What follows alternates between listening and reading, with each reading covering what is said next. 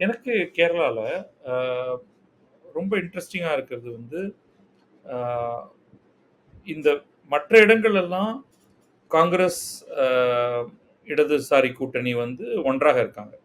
இந்த இடத்துல அவங்களால அப்படி இருக்க முடியாது. ஏன்னா 2 பேருமே இது தங்களுடைய ஸ்ட்ராங் ஹோல்டா எடுக்கும் பொழுது, இந்த இடத்துல அவங்களால வந்து ஒரு இடத்துக்கான அட்ஜஸ்ட்மென்ட் செஞ்சு, then they would have swept anyway. அப்படி இல்லாம, எப்படி இருந்தாலும் பிஜேபி வரப்போறதில்ல. அப்படிங்கிற மாதிரி இவங்க வந்து வொர்க் பண்ணும்பொழுது, பிஜேபிக்கு ஒரு 2, 3 இடத்துல ஓப்பனிங் குடுத்துருவாங்களோ? அப்படிங்கிற ஒரு டவுட் வருது. ஏன்னா இதுதான் வந்து உங்களுக்கு மேற்கு வங்கத்தில நடந்தது. எல்லா விதமான அடிதடிகள்ல உங்களுக்கு கொஞ்சம் கொஞ்சமா காங்கிரஸ், இடதுசாரிகள், அதுக்கப்புறமா வந்து திரிணாமுல் காங்கிரஸ் அப்படின்னு வரும்பொழுது, அவங்க 3 பேரும் தங்களுக்குள்ள எந்த ஒரு அட்ஜஸ்ட்மென்ட்டுமே பண்ண முடியாம தான் இன்றைக்கு களச்சூழல் இருக்கு. அப்ப நேச்சுரலி மக்கள் மைண்ட்ல திரிணாமுலுக்கு எதிர்த்தாப்புல வாக்களிக்கணும்னா யாருக்கு அப்படின்னா, கொஞ்சம் கொஞ்சமா மாறி மாறி அவங்க வந்து இன்றைக்கு பாஜகவுக்கு வந்திருக்காங்க. கரெக்ட்டா? இப்ப அதே மாதிரி இன்றைக்கு கேரளத்தில யாரும் பாரதிய ஜனதாவ ஒரு முதன்மை ஆப்போசிஷனா எடுத்துக்கலைனாலும், நாளைக்கு லெஃப்ட் ஃப்ரண்ட்க்கு வாக்களிக்க கூடாது. அப்ப காங்கிரஸ்க்கு வாக்களிச்சு பிரயோஜனம் இல்ல. அதுக்கு பேசாம நம்ம பாஜகவுக்கு வாக்களிச்சிரலாம் என்று கருதக்கூடிய சூழல். அதுதான் வந்து பாரதிய ஜனதா தன்னுடைய ஓப்பனிங்காக பார்த்துட்டு இருக்கு. இப்ப அ இந்துக்கள், முஸ்லிம்கள், கிறிஸ்டியன்ஸ் அப்படின்னு பார்க்கும் பொழுது, அவங்க கிறிஸ்துவர்கள தங்கள நோக்கி பல விதங்கள்ல ஈர்க்கிறாங்க, பாரதிய ஜனதா. ஏன்னா வெறும இந்துக்களுடைய வாக்கை மட்டும் வைத்துக்கொண்டு, கேரளாவோட டெமோகிராபில ஜெயிக்கவே முடியாது. அதுவே ஸ்ப்ளிட் ஆகியிருக்கும். ஸோ எங்கேயோ ஒரு இடத்துல உங்களுக்கு நெக்ஸ்ட் வேணும்னா, அங்க தான் வந்து கிறிஸ்டியன்ஸ் இப்ப நீங்க ஏகே ஆண்டனியோடைய மகன் அ வந்திருக்காரு. அவர் பெரிய அளவுக்கு கிறிஸ்துவ வாக்குகள் எடுத்துட்டு வருவாரோ இல்லையோ, அந்த நோஷனலி நீங்க வந்து ஒண்ண காமிக்கிறீங்க. அதே மாதிரி ஒரே ஒரு பாரதிய ஜனதாவுடைய ஒட்டுமொத்த அ இந்தியா முழுக்க இருக்கக்கூடிய கேண்டிடேட்ல ஒரே ஒரு முஸ்லிம் கேண்டிடேட் கேரளால நிக்க வச்சிருக்கிறது தான். ஸோ அதையும் வந்து அட்ராக்ட் பண்ணணும். தட் இஸ் நாட் ஈசி சொன்னாலும். ஸோ ஹிந்து கிறிஸ்டியன் கோலிஷன் என்ற ஒன்றை உருவாக்க முடியுமா? அப்படிங்கிறத பார்க்கிறது பாரதிய ஜனதா. கேரளத்த பொறுத்தவரைக்கும். அது ஒரு அதனால அது ஒரு இன்ட்ரஸ்டிங் ஆனதா பார்க்கிறேன். ட்ரிவாண்ட்ரமோ, பத்தனந்திட்டாவோ, அ இல்ல திருச்சூரோ இந்த 3ல 1ஓ, 3மோ ஏதோ ஒரு இடத்துல வந்து நம்ம பாரதிய ஜனதாவுக்கு கணிசமான வாக்குகள் வரக்கூடிய ஒரு பாசிபிலிட்டி இருக்கு. அதுக்கு மேல நம்ம வந்து 4த் ஜூன் தான் நமக்கு ஒரு கிளாரிட்டி கிடைக்க போகுது. பட் நான் கேரளாங்கிறத விட, நான் வந்து வேற ஒரு 4 ஸ்டேட்ட எடுத்துக்கணும்னு பார்க்கிறேன் நான். அதுல 3 ஸ்டேட் வந்து மேற்கு வங்கம், உத்தரப்பிரதேசம், பீகார். இது எல்லா ஸ்டேஜ்லயும் இங்க வந்து வாக்கு நடந்துட்டு இருக்கு. 7 ஸ்டேட்லயுமே 7 ஃபேஸ்லயுமே அவங்க ஏதோ ஒரு 3 சீட்டு, 8 சீட்டு அப்படின்னு மாறி மாறி. அது அது என்ன மாதிரியான விளைவு? இந்த 3 ஸ்டேட்ல மட்டும் தான் அந்த இஷ்யூ இருக்கு. அ அவங்களுக்கு அங்க அந்த அந்த ஸ்டேட்ல இருக்கிறவங்களுக்கெல்லாம் ஒரு எலக்ஷன் நடக்கிற மாதிரியான ஒரு ஃபீலிங் இருக்குமா? இல்ல என்னடா இது எப்பயோ ஆரம்பிச்சானுங்க, போய்க்கிட்டே இருக்கு. கான்டிகுவஸ் கான்ஸ்டிட்யூயன்சிஸ் வருது. அதுல இந்த கான்ஸ்டிட்யூயன்சிக்கு இப்ப இருக்கும், அடுத்த கான்ஸ்டிட்யூயன்சிக்கு எப்பயோ வரும். அந்த மாரிலாம் இருக்கு சில இதெல்லாம் பார்க்கும்பொழுது. ஸோ அந்த சென்ஸ் ஆஃப் எலக்ஷன் ஃபீவர், ஒரு அர்ஜென்சி அது எல்லாமே எல்லாரும் ஒரு நாளைக்கு லீவ் போடுறோம். ஒரு இடத்துக்கு போறோம். நம்ம நம்ம ஹோம் ஸ்டேட்டுக்கு ஹோம் டிஸ்ட்ரிக்ட்க்கு, ஹோம் கான்ஸ்டிட்யூன்சிக்கு போறோம். வாக்களிக்கிறோம், திரும்பி வரோம் அப்படின்னு இல்லாம, this long drawn is actually a pain அப்படின்னு எனக்கு தோணுது. இவங்க வந்து தேர்தல் ஆணையம் வந்து சொல்லலாம், இல்ல அ வேரியஸ் கிரவுண்ட் லெவல் இஷ்யூஸ் இருக்கு அப்படின்னு.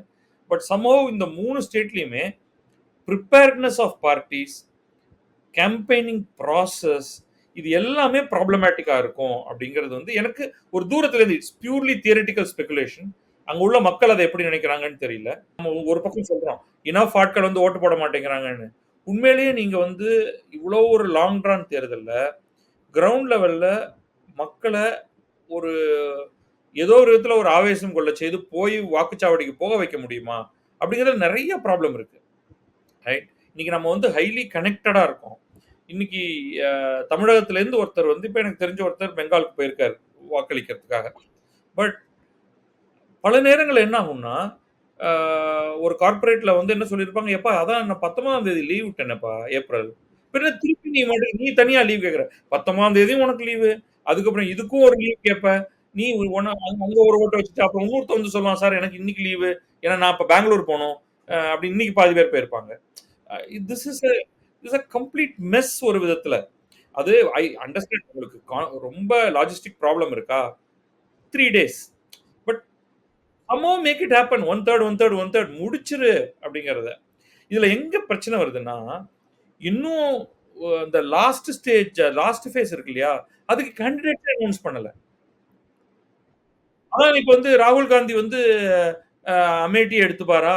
அ ரேபரேலிய எடுத்துப்பாரா? அப்படின்லாம் ஏதோ பேசிட்டு இருக்காங்க. ஒரு பக்கம் ஓட்டே போட்டு முடிச்சாச்சுயா. இன்னும் நீங்க வந்து கேண்டிடேட்ஸ வந்து நீங்க செலக்ட் பண்ணிட்டு இருக்கீங்க. I think that's a problem.